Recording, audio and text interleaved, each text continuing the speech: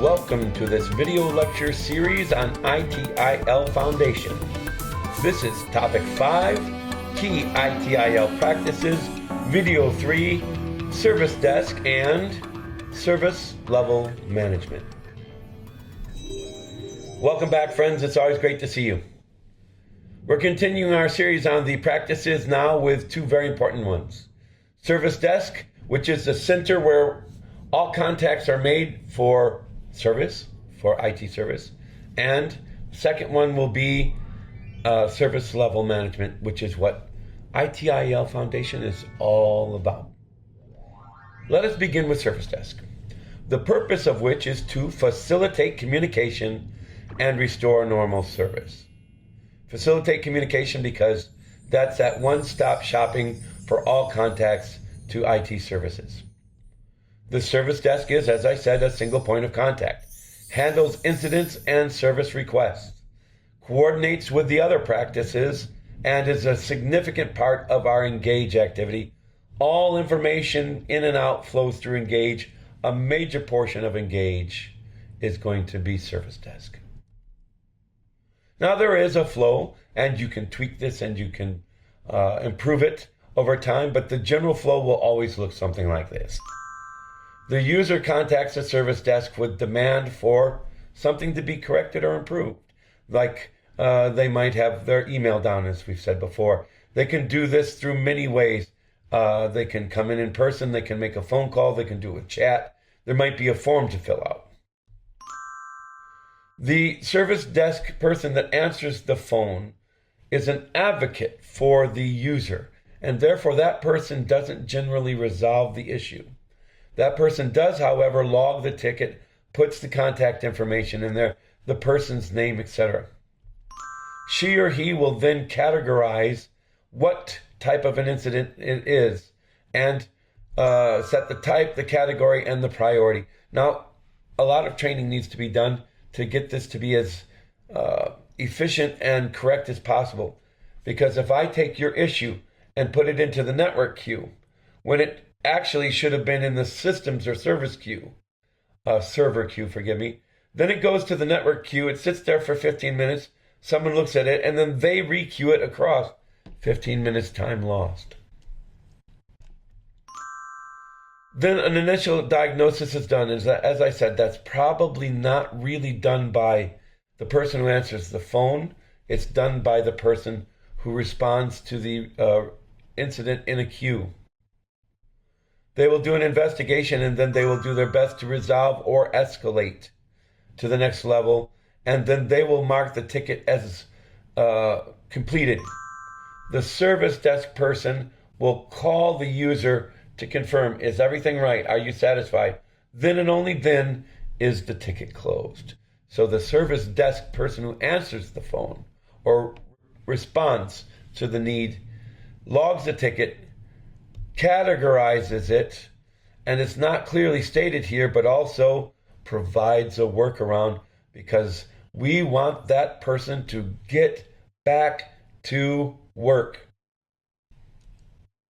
Then the next level up deals with the issue and corrects it, informs the person at Service Desk who answers the phone, and that person calls the user and closes only when the user is satisfied. Now, if you feel like, I'm not really sure that's the way things go in my place, there's a big benefit to that. But what I often do in the real world is, let's say I have a pool of 5 people. On Monday, that person answers the phone. On Tuesday, that person. Wednesday, that person. Thursday, that person. Friday, that person. You get the idea. Now, there's one other thing. That person is answering the phone on Monday, and maybe this person is working on problems. You want both things to be managed to some extent, or else you'll eventually lose control and fall into the firefighting mode that so many organizations end up in. Now in the workplace, the user cannot access an application. For example, I try to launch it, it pops up and closes right away. That person logs the incidents. Another example, a password reset request. Now, they might even do this self-service. Simple issues should be resolved immediately. Complex issues might get escalated. They might get escalated again. Service desk's job is to track this, update this, close the ticket, and as I say, advocate, represent the interests of the user. So we always want to continually improve everything we do. And as I've said many times, you need a good metric, a good measure that is consistent and easy to use. So what are some of the metrics we can use to track the success of our service desk? Well, first contact resolution. In other words, you contact me, I respond, it's resolved. No further phone calls on your parts remain. I don't close it and reopen it. First contact resolution. We want that as near to 100% as possible. Average resolution time. And this might be signed in an SLA.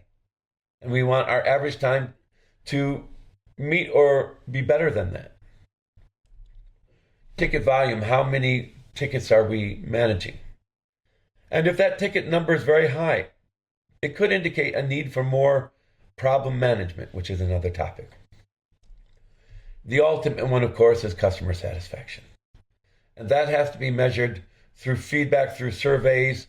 It's not something that you can measure automatically. Telephone surveys, when you close the thing out, you ask the person, please respond to the email, and you send them an email with a link where they can say 5, 4, 3, 2, 1, how satisfied they are and why. Now let's switch over to another big hot topic for ITIL Foundation, which is service level management. Service level management ensures, or at least tries to, that IT services meet the agreed business expectations. So those expectations have been measured and documented. It defines, agrees, and manages those targets, aligns the IT service with business needs, right from the very first video in this series right now down to the last one. We will be talking about that, how we wish to align these two things, business and IT services, so that they're aligned with the same concepts of value. We will monitor performance against that agreed level and drive for continual improvement. The outcome, more clear expectations, better measurable service quality, and improved customer service, customer satisfaction. So how does this flow? Business expresses a need. For example, this is given to us as a series of SLRs, not nice cameras, but rather service level requirements. The business, the customer, the consumer communicates to us their needs, their requirements. We will match those requirements with service level agreements.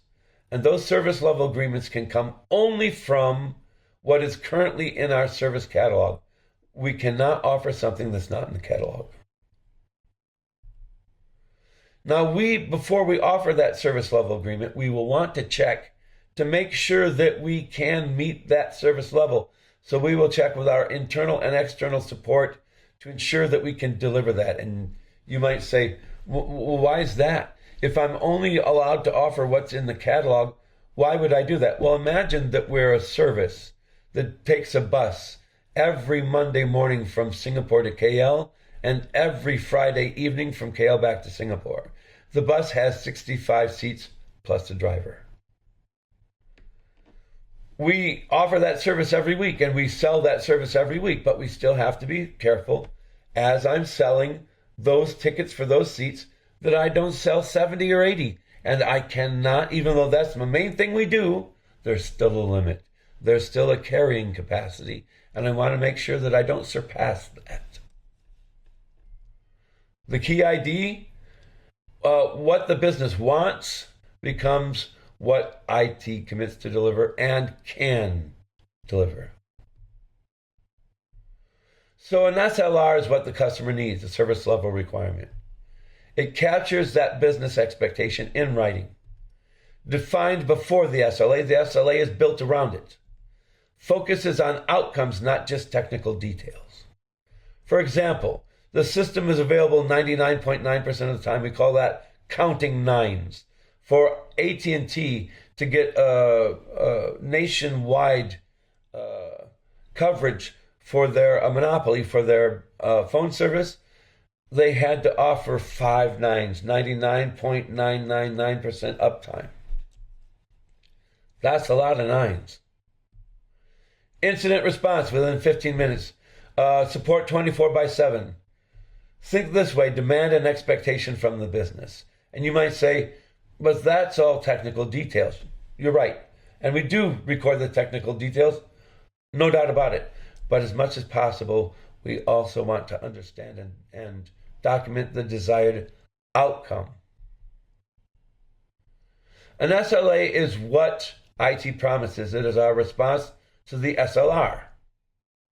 It is a formal agreement between the provider and the customer. It is a legal agreement. It's based on those SLRs and includes measurable targets, easy to measure metrics. Typical contents: availability, response times, service hours, and what each side is and is not responsible for, and that's very important. If I commit to responding to you within 30 minutes of an incident, you have to contact me within 2 or 3 minutes of the incident occurring. Now, let's talk about that next level down. Supporting the SLAs are internal SLAs, which are called OLAs, and sometimes we have to go outside of our organization to underpinning contracts with third parties. So an operational level agreement is an internal agreement within IT ensuring that we can support that SLA. For example, the service desk, the network team, and the application team all sit down together and say, yes or no, we can back you up on this SLA you want to sign. And we will sign the OLA with you as a contract first. Now, sometimes we have to go outside of our own organization. Agreements with a third party. It provides their own SLA delivery to us, and we forward that to the customer. For example, a cloud provider giving us an uptime guarantee for a portion of what we do that uses them. The end-to-end flow: the business provides us, the provider, with an SLR, a group of SLRs. IT agrees in principle with an SLA, and they get OLAs and UCs signed to prove that this SLA can be offered and the service is delivered and measured and monitored. For the exam, service desk does not necessarily mean technical support team. It starts with someone who answers the phone and works on behalf of the user. Provides a single point of contact, handles incidents and requests. An incident is something where our engineers need to help you. A request is something like more toner for the printer. It might be fully automated. The focus is on communication and coordination, not resolution. Does not resolve all the issues itself. It escalates many. More exam tips. Know the difference between SLR, SLA, OLA, and UC. Almost always on the exam. An SLA is an agreement with the customer. An OLA is an internal agreement. A UC, underpinning contract, is an agreement with a third-party supplier. And an SLM ensures service meets the agreed levels. Service level management. One more group. SLA is not the same as SLR. An SLA is trying to address SLRs. SLM is more than just monitoring. It's negotiation, improvement. Sometimes we will fail to meet, and no one wants to just go to court and throw away everything, but everyone wants to improve it so it doesn't happen again. OLAs are not customer-facing, and customers should not even know they exist. UC is not internal, it's with a third party. Thank you for attending this video lecture.